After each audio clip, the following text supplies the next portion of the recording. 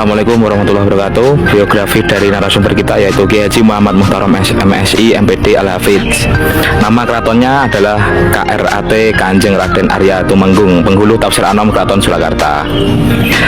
Karir atau status sekarang yaitu Ketua MI Surakarta, Ketua Pengurus Masjid Agung Surakarta, Ketua Pengurus Masjid Syekh Syahid Solo, Rois Suriah PBNU Surakarta. Tanggal lahir Grobogan 24 Februari 1969. Terima kasih.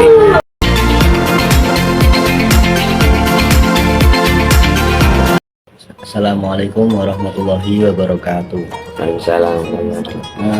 Dari tugas kuliah kami mewawancarai Bapak Muhammad Muhtarom mengenai kirab satu surat. Sejarah atau asal usul kirab satu surat itu pripun? Iya, Keraton Surakarta ini setiap keraton itu punya budaya. Sebetulnya kita perlu tahu bahwasanya kirab satu suro itu ada hubungannya dengan Mataram, bukan Keraton Surakarta. Sebelum itu, jadi ketika Mataram Islam di Kartosuro mengalami krisis, baik itu krisis politik, krisis ekonomi, krisis moneter ya, krisis kepercayaan, krisis apapun lah, semua lini kehidupan, aspek kehidupan itu krisis semua. Karena ya terjadi banyak konflik, banyak konfrontasi. Ya, kita tahu bahwasanya keraton Mataram Islam itu kadang-kadang konfrontatif dengan kolonial, kadang kooperatif dengan kolonial. Ada lagi suatu hal yang tidak agak pentingnya, kadang-kadang ada gesekan-gesekan politik di internal keraton itu sendiri. Ya biasa kerajaan yang kayak gitu. Nah, ketika keraton mengalami krisis itu multidimensi, sehingga keraton betul-betul hancur, keraton betul-betul mengalami keterpurukan yang luar biasa. Nah, bahkan keraton jebol, enak tahu itu apa namanya, beteng keraton Kartosuro itu kan ada yang jebol ya, oleh Mas Garendi itu kan. Ya itulah karena keraton Kartosuro itu tidak hanya sebesar itu, selebar itu adalah beteng yang cepuri yang utama di keraton itu, luas gitu. Makanya Keputaran itu di sebelah timurnya keraton, Kasatrian di sebelah selatannya. Di luar sana juga ada beteng lagi sebetulnya, ada pertahanan tahap 1 lah. Ya kali ini tahap inti. Nah, karena sudah tahap intinya sudah jebol, otomatis kan namanya Pakubono II waktu itu mengamankan diri, menyelamatkan. Kalau tidak menyelamatkan kan chaos itu, bahaya itu secara politik. Maka beliau mengamankan diri, menyelamatkan diri ke Ponorogo. Kiai Mbah Hasan Besari itu, Kiai Hasan Besari di Ponorogo itu. Di sana ada dibimbing, kemudian diberi berbagai macam apa namanya ya, pertimbangan-pertimbangan dan seterusnya. Tidak kalah pentingnya adalah aspek keagamaan dan begitu. Nah, kebetulan Mbah Kiai Hasan Besari itu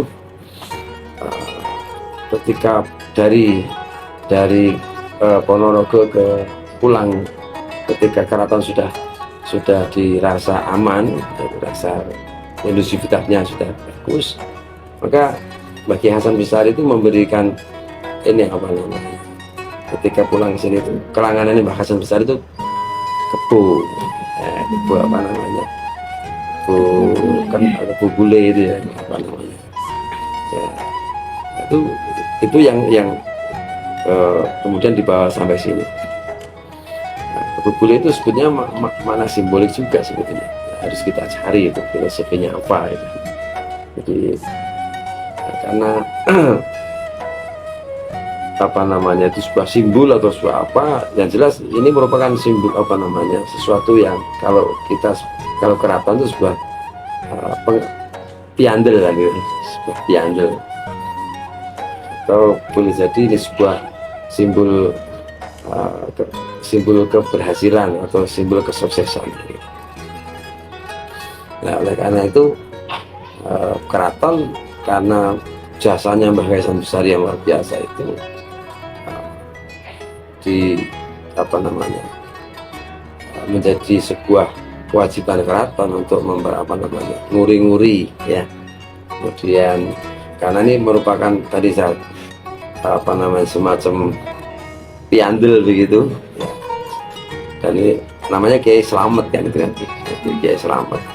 Ini sebenarnya simbol selamat itu apa tahun itu? Artinya selamat itu selamat. Jadi kedua insya Allah akan mendapatkan keselamatan, kemuliaan, keberhasilan kan begitu kan.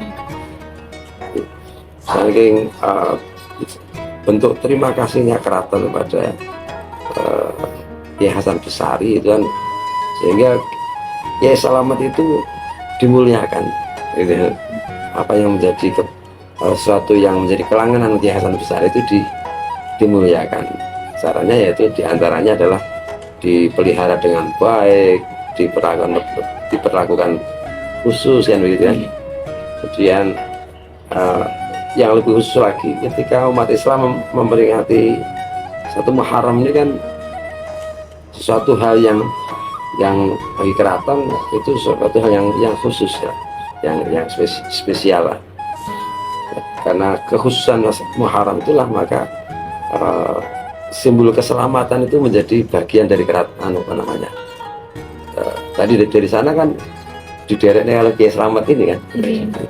Ini kemudian mengitari untuk mengelilingi apa namanya keraton ini. Artinya sebagai wujud bahwa kita bersyukur, keraton bersyukur kepada Tuhan Allah SWT atas pemberian keselamatan dulu kerajaan Mataram Islam itu ketika di Kartosuro, kemudian pindah di Mataram Islam di Surakarta ini. Setiap satu suro Kiai Islam ini dikirapkan,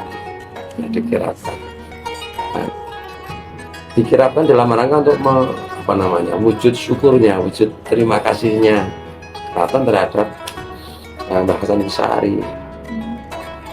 Kemudian yang kedua, di samping dikirapkan ini ada ritual-ritual bagi keraton yang sebetulnya nyambung dengan keagamaan kita. Itu kan melambangkan hijrah itu kita harus melakukan suatu perubahan gitu loh. Kita menapak tahun baru itu harus dengan niat yang baru, dengan komitmen yang baru, dengan hati yang bersih kan begitu. Maka orang kirap yang nyirapi ke Kiai Slamet dan pusoko itu sebagai lambang kekuatan keraton. Kalau sekarang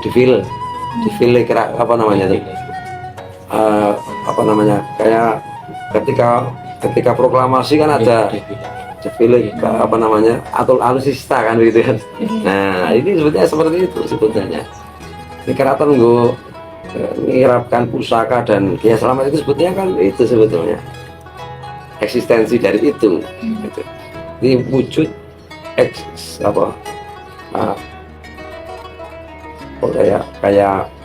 show power ya, kekuatan, unjuk kekuatan dan di zaman itu memberikan motivasi kepada masyarakat keraton ini masih kuat gitu loh sebetulnya.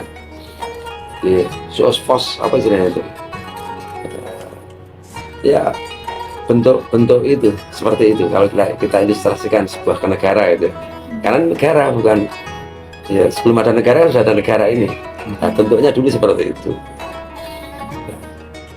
Sebelum dan ini pusaka-pusaka ini di belakang Kiai Slamet.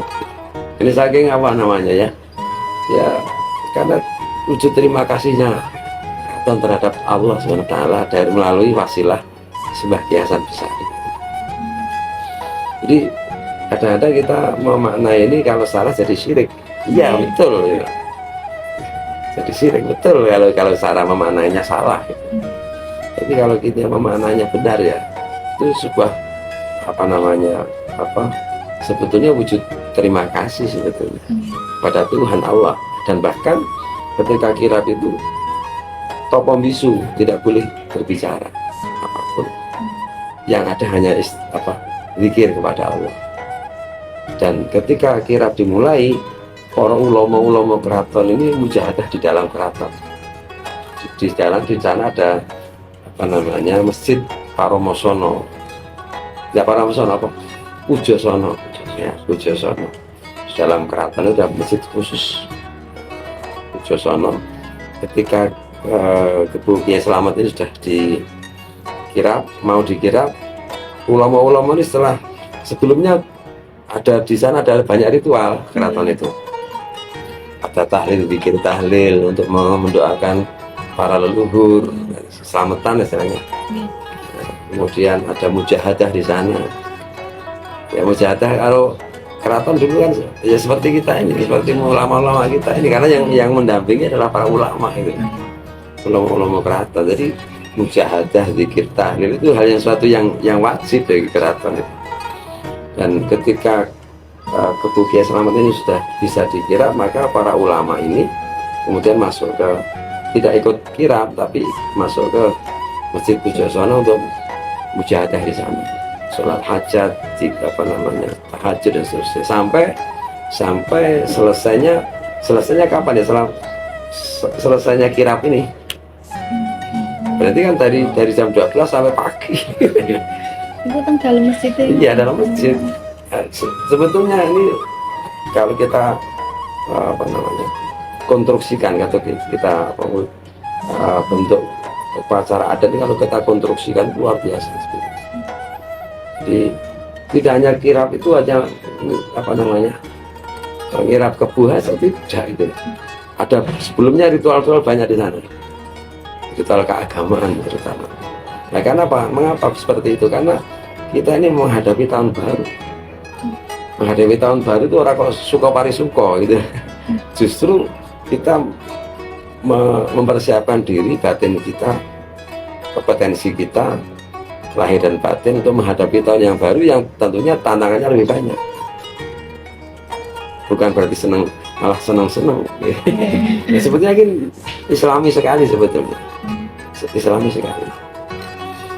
Beda dengan sekarang ini malah orang-orang konvoy dan seterusnya, terus bahkan kemaksiatan merajalela di mana-mana. Dan seperti itu keraton dengan mujahadah, dan bahkan yang kirap itu harus topo bisu. Topo bisu itu apa? Tidak bisa berbicara, tidak boleh berbicara. Kalau berbicara batal. Nah, itu kan itu sebuah ritual keraton yang kemudian sebetulnya ini Islami sekali. Orang itu kalau zikir itu ya sudah metekur, yang ada hanya dirinya dan Tuhan. Wis ora gagas kuwatan kan itu kan. Nah, sebetulnya kan itu sebetulnya. Nah, kesuksesan kita, kesuksesan negara itu sangat tergantung pada titik awalnya, start awalnya itu.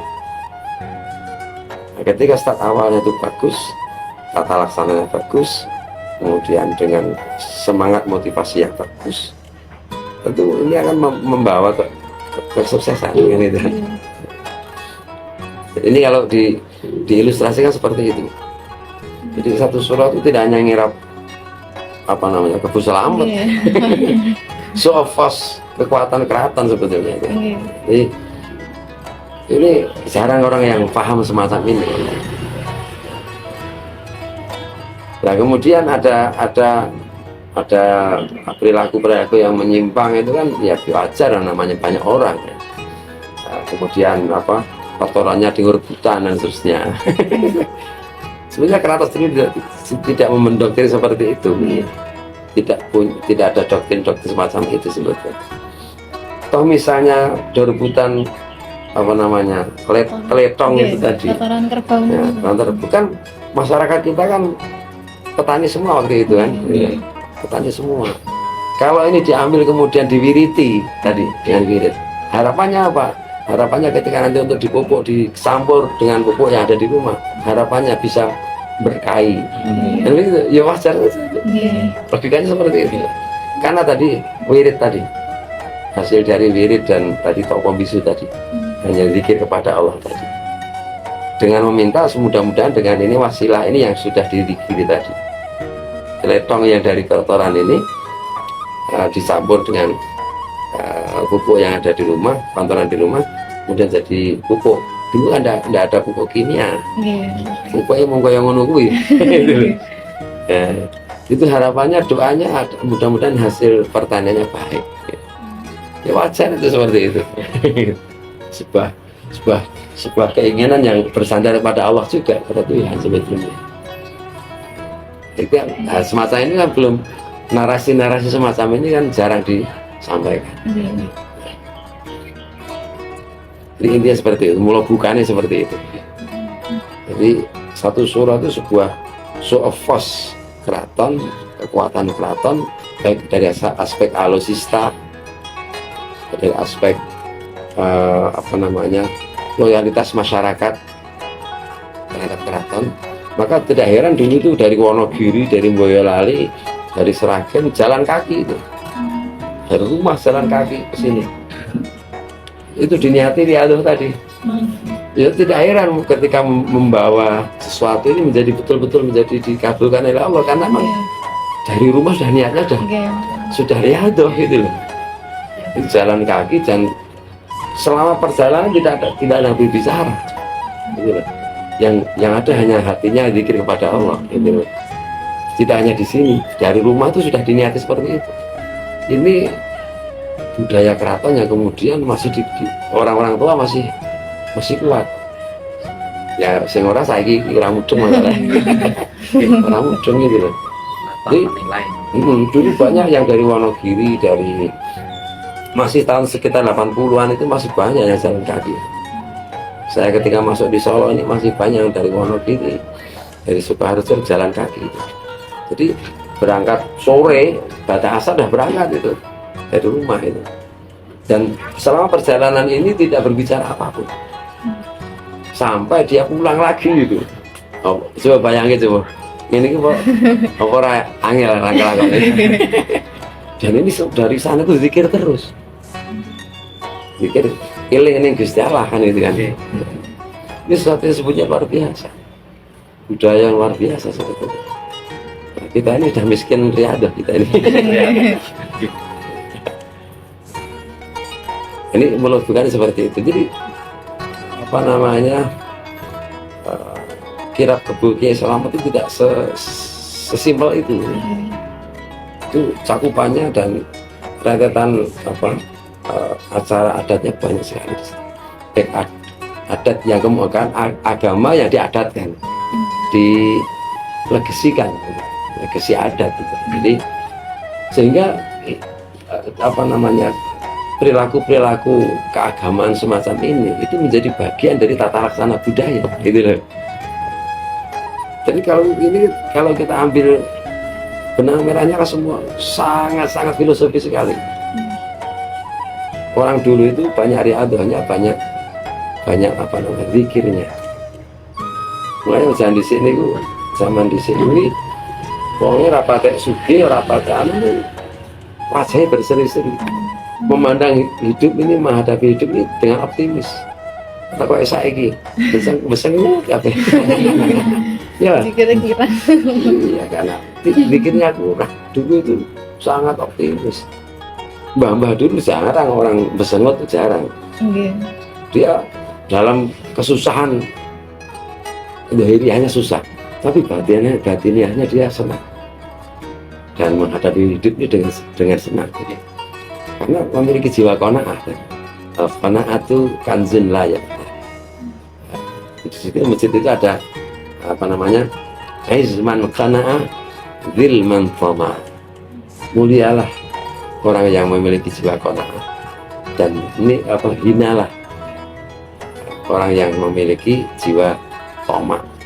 Jadi mau masjid itu sudah diperingatkan. Ya, orang-orang dulu secara legasi kemasyarakatan budaya itu sudah diarahkan untuk menjadi orang yang qanaah. Ini susah nih. bisa masuk legasi budaya, yang agama menjadi legasi budaya dan menjadi doktrin pola hidup dan karakter masyarakat ini susah. Sekarang membuat negara ini membuat apa namanya pendidikan kita mengarah ke pembentukan karakter radeti. Dulu dengan mudahnya kan ada legasi budaya, legasi agama. Sangat mudah negara dulu membuat karakter bangsa.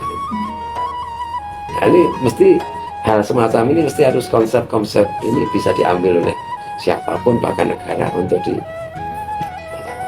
menjadi alat pijakan kan. Ini ya masalah misteri apa mulai bukannya seperti itu. Kemudian apa makna dan tujuan dibalik perayaan kirap satu suro? Sudah saya sampaikan tadi bahwa semua itu maknanya adalah mempersiapkan diri. Kita menghadapi tahun baru itu bukan dengan senang-senang. Menghadapi tahun baru itu dengan tantangan baru, maka harus dengan jiwa yang kuat, jiwa yang bersih, jiwa yang optimis. Di samping optimis juga ada jiwa yang ketika terjadi hal yang tidak kita inginkan, ada jiwa qanaah di situ. Itu loh. Antara optimisme dan lalu bisa tawasud tengah-tengah. Itu tujuannya. Jadi negara, kerajaan itu ingin membuat frame, membuat legacy, membangun peradaban masyarakat ini menjadi seperti itu, pola hidupnya, pola karakter masyarakat seperti itu. Nek berhasil ya aja terus lali. Ini kan. Tapi ketika tidak berhasil ya ora terus menyalahkan diri dan menyalahkan Tuhan gitu. Yang lebih parah kan menyalahkan Tuhan. Karena ketika memiliki jiwa qanaah tadi yang kuat, punya daya tahan kuat gitu kan, enak menghadapi tantangan krisis itu lebih enak. Karena keraton dulu mengalami krisis yang luar biasa. Dari pengalaman ini maka muncul legasi-legasi yang bisa mengarahkan supaya masyarakat kuat menghadapi krisis. Nah, kita sebetulnya bangsa ini sebetulnya dibutuhkan semacam itu, kiat-kiat negara di dalam bagaimana mengawal bangsa ini bisa menghadapi krisis yang masyarakat kita, bangsa kita itu kuat menghadapi berbagai dinamika hidup, termasuk krisis yang terjadi. Sekarang ini ada krisis global kan. Nah, ekonomi ini seret kabeh karena terjadi perang ini kan.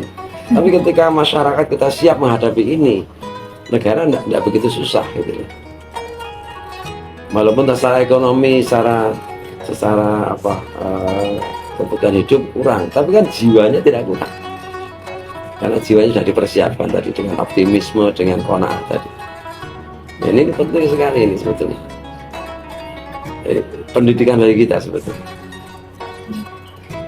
Melalui budaya ini sebetulnya negara, kerajaan ingin memiliki konsep-konsep pendidikan yang langsung dirasakan masyarakat dan mengenal masyarakat. Di aspek pendidikannya luar biasa ini sebetulnya, apalagi dengan pendidikan kan. Konsep-konsep pendidikan ini masuk semua ini. Ya tujuannya itu ya. Makanya ada topom bisu tadi, hanya zikir kepada kudu eling karo sing moho murpeng dumadi, kan itu bahasa orang Jawa. Yang murpeng dumadi siapa? Ya Allah. Karena konsep Jawa dulu itu kan sebenarnya tauhid sebetulnya tahu. Sebelum ada Hindu, ada Buddha itu sudah tahu sebetulnya. Jawa ini sebetulnya sudah tauhid. Karena sentralistik, semua itu dari satu titik dan akan kembali pada satu titik. Innalillahi wa inna ilaihi raji'un. Dari satu titik akan kembali pada satu titik. Kehidupannya juga begitu. Kita ini akan kembali pada satu titik lagi. Arwah awal nibonangi paribasannya. Oh iya, balik ini satu titik. Nah, kalau kita pemikiran kita seperti itu, menghadapi hiruk pikuknya dunia ini anteng-anteng saja, nyaman-nyaman saja. Sebetulnya coro kebelgong ini orang pakai rasa ya. Karena sudah siap kebelgong gitu loh. Beda nek kebelgong ora siap gitu meneh. Itu tujuannya itu ya. Nggih. Tujuannya agar masyarakat kita, masyarakat Keraton Surakarta itu eling lan waspada. Kuncinya di situ. Dalam bahasa budaya eling lan waspada. Pertanyaan ketiga, apa saja yang biasanya dilakukan saat tradisi perayaan kirap satu suro nih Bunda? Tadi sudah saya sampaikan, jadi sebelum kirap itu ada mujahadah di sana. Ya. Ada tahlil, zikir, mujahadah, kemudian syukuran, ya. Selamatan.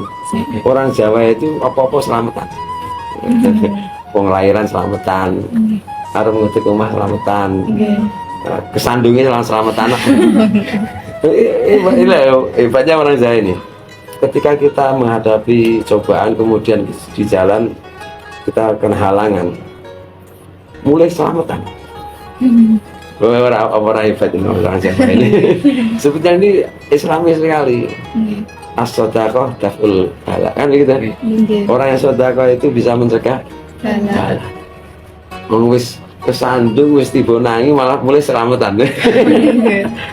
Ini wah, nalar orang kado karena di landasan budaya, legasi budaya dan agama nggak bisa ini. Nggak bisa. Wong mati ya selamatan. Wong susah ya selamatan. Makanya orang Jawa ini iso sumah, iso guyu sebab karena mindsetnya itu apa-apa syukur gitu. Dalam keadaan apapun syukur. Jadi kalau hidup kita seperti itu kan nyaman. Enaknya mau ngasam guyu. Anak sih pesen nggak? Orang-orang sudah enaknya mau ngasam guyu, insya Allah lebih sehat, lebih kuat, lebih punya daya tahan banting. Sama apa-apa tak saja lah. Bu susah ya kalau apa pada bahasanya. Kalau kita memiliki kompetensi jiwa kita seperti itu, kita akan menjadi orang yang kuat. Penyembahmu.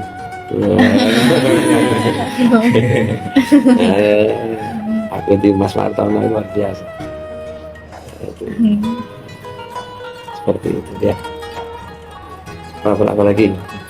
Apa keterkaitan antara tradisi kirap satu suro dengan Islam dan budaya Jawa? Ya tadi sudah sampaikan semua tadi.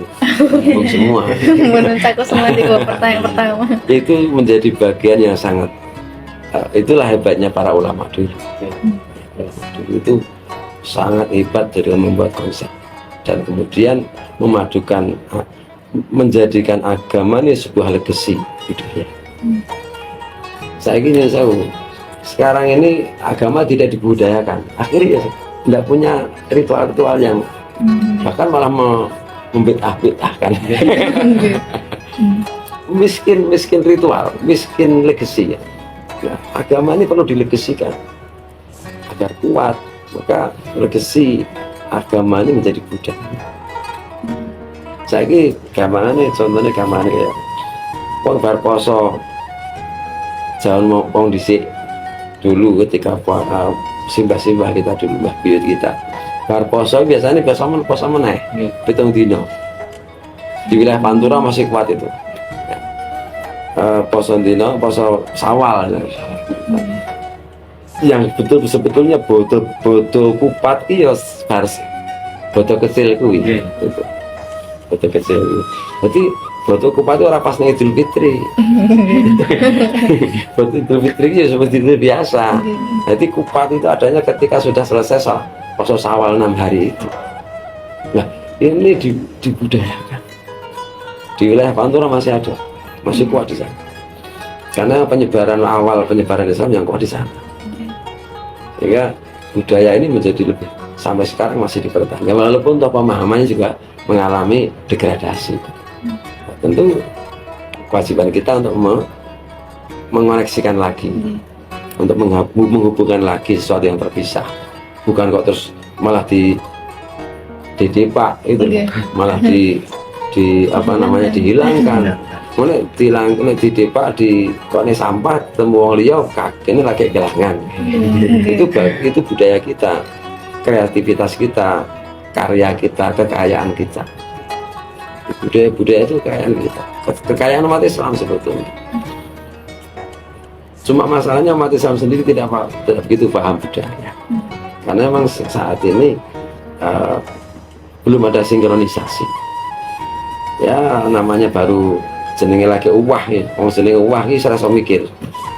Jenenge uwah iki enake mung suloyo harus suloyo. Ketika kita kaki kita mengalami kesleo itu pikiran kita terganggu. Kalau mau lihat emosinya tinggi kan, itu kan. Karena ya tadi uwah tadi. Tapi ketika ini sudah diurut, mesti nyaman. Gak apa-apa ya penak. Gak olahraga ya penak, gak ibadah ya penak. Orang gampang nesunanan gitu kan. Dan berpikirnya menjadi jernih, era emosional gitu. Ya itulah. Ya, ini perlu rekonstruksi kembali antara budaya dan agama, direkonstruksi kembali, disatukan kembali. Makanya direkonstruksi itu dibangun kembali. Yang semula menyatu, kemudian pisah, disatukan. Tanggung jawab. Ini satu hal yang sangat penting bagi kita, dan tanggung jawab kita sebagai generasi muda, apalagi tingkat kalangan akademisi ini harus melek budaya, melek agama. Jangan sampai kita hanya melek agama tanpa tidak melek budaya. Kalau kita melek agama merem budaya, itu menjadi konservatif, fundamentalis. Apa-apa ora kena. Tapi kalau melek budaya tapi merem agama, itu menjadi buta. Artinya sasar susuh, tidak ada yang mengarah. Maka tidak heran sekarang ini ada budaya menjadi sebuah agama baru. Karena tadi mempertahankan budaya tapi tidak melek agama. Ya dulu keraton dulu ya melek agama, ya melek budaya. Ulama dulu itu brandingnya atau apa namanya itu, ya brandingnya itu ulama. Tapi kapasitas ulama ini juga seorang budayawan, seorang pujangga. Sebaliknya dulu juga seorang pujangga kayak Ronggo Warsito. Jadi brandingnya pujangga, tapi kapasitas beliau seorang ulama, sehingga menyatukan antara budaya dan agama itu mudah. Beliau Ronggo Warsito berbicara dialog dengan tokoh agama ulama mudah sekali karena dia ulama gitu. Dan ulama ini ketika berbicara masalah budaya ya nyambung karena dia juga seorang budayawan. Nah, ini kita butuh itu, antara budaya dan agama harus menyatu. Maka konsepnya Sinuwun Pakubuwono yang keempat dalam serat Mulangarah itu Jono Jawa tanpa Islam. Jangan sampai Jawa ini tidak Islam karena legasinya Islam, karena kerajaan Islam. Namun begitu Jono Islam tanpa Jawa, jangan berhenti di situ. Kemudian foto berikutnya Jono Islam tanpa Jawa, jangan sampai Islam di Jawa ini orang Jawa. Kalau dalam konteks pemikiran konsepnya ya saya Agil Sirot itu kan Islam Nusantara. Nah itu ya. Ketika ada konsep yang dilontarkan oleh Prof. Agil Sirot itu, saya memahami Islam Nusantara, saya tidak susah memahami itu. Karena Sinuwun yang keempat itu sudah Jono Islam tanpa Jawa. Ini kan Islam Nusantara. Jadi beliau ini sebetulnya konsep ini membreakdown dari konsepnya PP4 dalam serat Mulangarah itu Jono Islam tanpa Jawa. Jangan sampai Islam Jawa ini orang Jawa. Betul ya, itu manfaatnya ya. Terima kasih pada Pak narasumber, yakni Pak Haram. Alhamdulillah sudah selesai pertanyaannya. Terima kasih banyak atas penjelasan atau yang telah dilontarkan oleh Bapak narasumber. Mudah-mudahan dari wawancara ini bisa menambahkan kita wawasan yang luas dan juga pengetahuan yang lebih mendalam lagi. Ya, Terus khususnya pada budaya-budaya yang ada di Jawa ini. Tutup. Sekian, wassalamualaikum warahmatullahi wabarakatuh. Assalamualaikum warahmatullahi wabarakatuh.